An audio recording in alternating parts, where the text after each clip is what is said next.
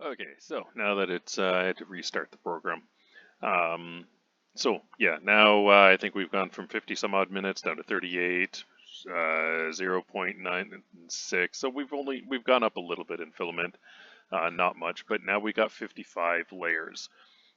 So this part would print a lot quicker, but the finish would be a little rougher and um, just not as pretty. Most of these settings I don't change. Wall line count is one. The standard is one. I personally put it at two. That's just my preference. You could find out what works good for you. Generally, everything else I leave as is. Um, Ironing pattern.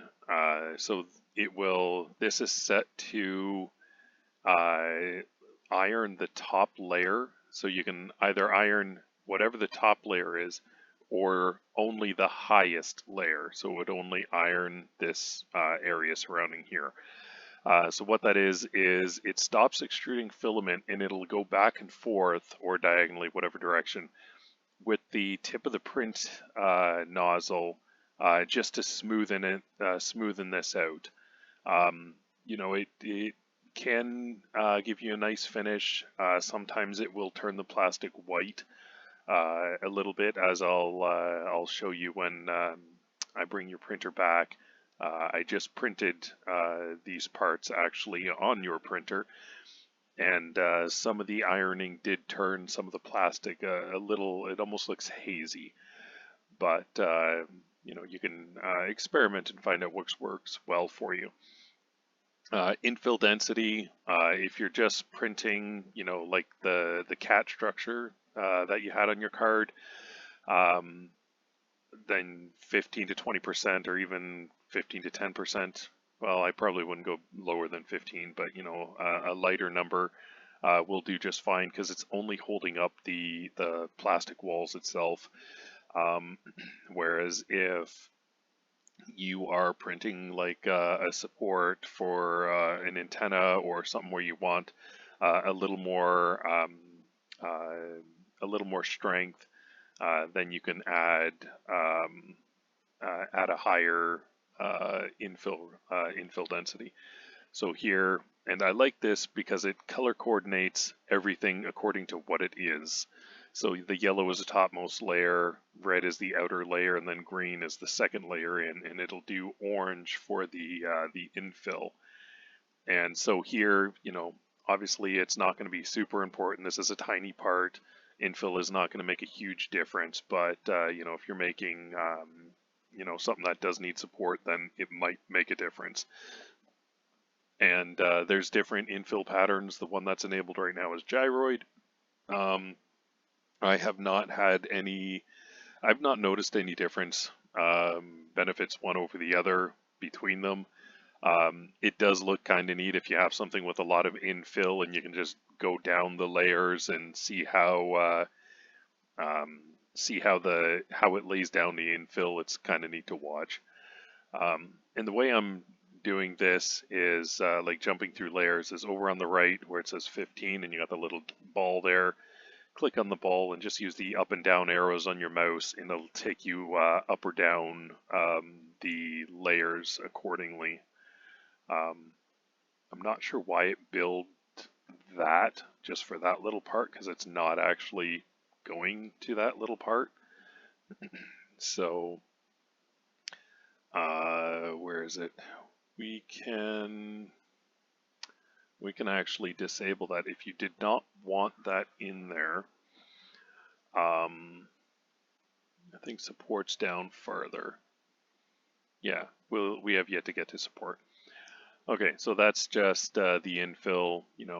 It all depends on like on a print like this. It's not going to make much difference if any, whether it's 15 or 50%. Whereas, if you're printing off that cat, for instance, there is going to be a noticeable difference in the amount of filament it uses plus the amount of time it takes to print, 50 versus 15%. But it all depends on how much strength you need for that structure. Filament temperature, their printing temperature. Some filaments say 80 or 180 to 200. Some say 200 to 220. I just set mine to 220 period. The filament, I've never had a PLA not print well with 220. But again, that's a choice depending on what your filament tells you to do versus what you want to do. Different, like if you were doing PETG, which I wouldn't recommend on this printer, it needs a higher temperature, but, except for one print, everything I've printed has been with PLA, and I've had zero issues whatsoever. Build plate temperature. Again, generally 60 degrees is good. If you're having trouble with adhesion, you can bump it up to 70, and I just scrolled where I didn't need to be.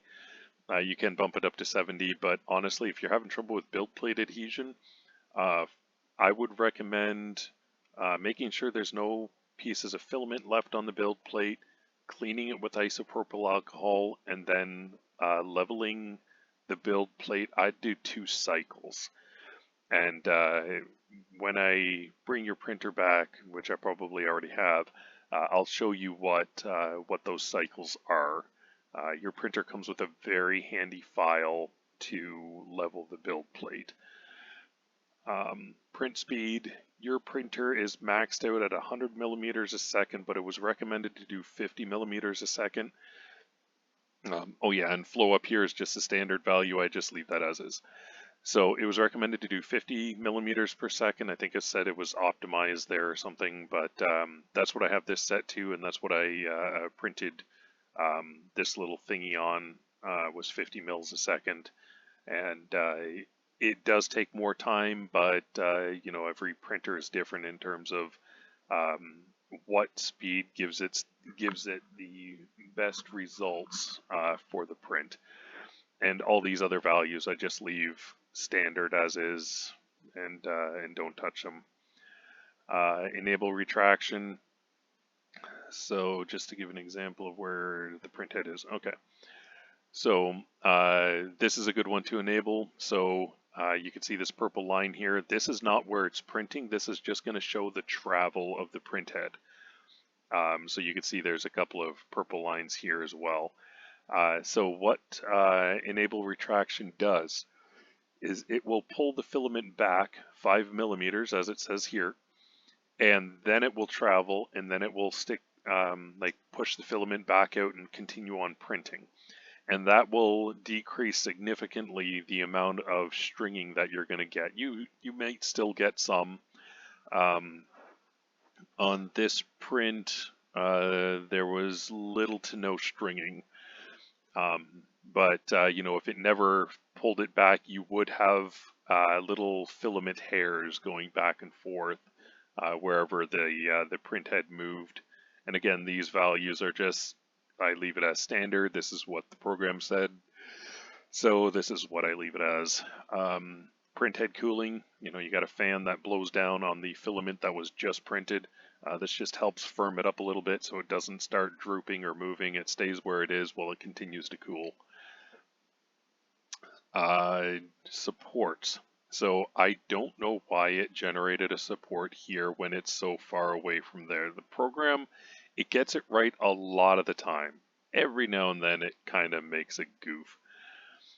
So the best support I found, you got normal and you got tree. I find tree to be the best because it'll actually start, here's a good example, it'll start building away from your print and come into the print as needed. So if we change this to normal and reslice this, you're going to see it actually builds the support structure in here. I can zoom in here.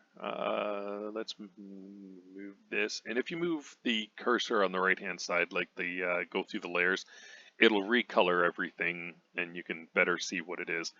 So with the normal support structure, it builds the support inside your print. It'll only build vertically. It won't build horizontally or anything. And although this does work, now you're going to have a little bit of residue, I guess you could say, once you remove that support structure on this layer of the print, as well as on the top layer of the print here that you're going to have to remove, and you'll have to pop that out. The best luck I've had, and the one that I've liked ever since I found out about it, was tree, because as you can see here, it starts to build it outside and comes in. So uh, get me down here. So this bottom layer of the print is completely untouched. You're going to have a nice layer there, and it builds the structure only as it needs to. Um, and it'll come in diagonally from the outside, build into where it needs to be, and go up from there. And again, you can see in the background, I don't know why it's building this support right here, but there's a way to fix that, and I'll show you here. All these branch angles and whatnot I don't mess with, I just leave them as is. Now this is the one I'm talking about, support placement. Now right now it's set to everywhere. 90% of the time that works out great, except for here, because that's kind of confusing on why it's building it there. But you can change that. So we can click that and we can change to touching build plate. So that will eliminate this structure in here because it's not going to be touching the build plate. So when we reslice that, it eliminated it, but yet it left these two out here because they are going to be touching the build plate. So that might make a little bit of an issue on this section here. And I can't tell you if it did on your, no, I think just looking at your print right now, it's beside me. I think it printed rarely well, because it is only going out like a fraction of a millimeter, so it's not going to have an issue there. Um, all these settings I don't tamper with. Okay, this is a good one. So back out here, let's move the print over. Okay, so and I moved it somewhere I didn't need to be. Okay, build plate adhesion. This is an important one. So we can either do none, which is obviously going to do absolutely zero of anything.